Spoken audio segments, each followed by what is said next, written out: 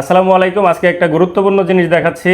আমরা রিসেন্টলি দেখতেছি যে এই মেশিনের প্লাগগুলি মানে শুধু জ্যাক না, অন্যান্য অনেক ব্র্যান্ডের এই প্লাগগুলি আলাদা দেয়।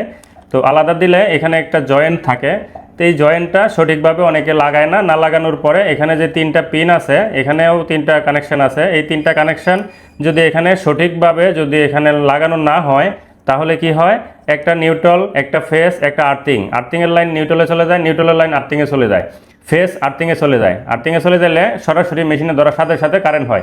এটা কিন্তু খুবই ইম্পর্ট্যান্ট একটা বিষয়।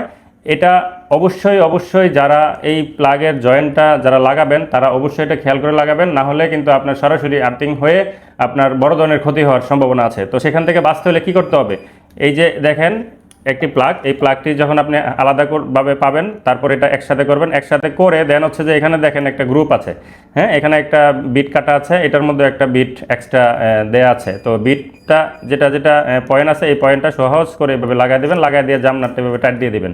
আদারওয়াইজ আপনার কিন্তু এটা সঠিকভাবে লাগানো হবে না, আপনার বড় ধরনের একটা ক্ষতির সম্ভাবনা থাকে। তো আরেকটা বিষয়, এটা অনেক সময় আমরা অনেক কাস্টমারকে দেখি বা আমরা বিভিন্ন ভিডিও বা ছবির মাধ্যমে জানতে পারি যে আসলে ওনারা এই পয়েন্টটা ঠিক মতো লাগায় না।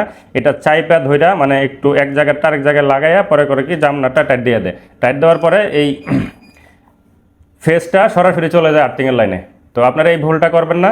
সবাই ভালো থাকবেন। ভিডিওটা যদি একটুও ভালো লাগে তাহলে অবশ্যই লাইক কমেন্ট শেয়ার করতে ভুলবেন না। আর এই ধরনের ইম্পর্টেন্ট ভিডিও পাইতে আমাদের পেজ এবং আমাদের যে ইউটিউব চ্যানেলটা আছে অবশ্যই ফলো এবং সাবস্ক্রাইব করে রাখবেন। সবাই ভালো থাকবেন। আসসালামু আলাইকুম।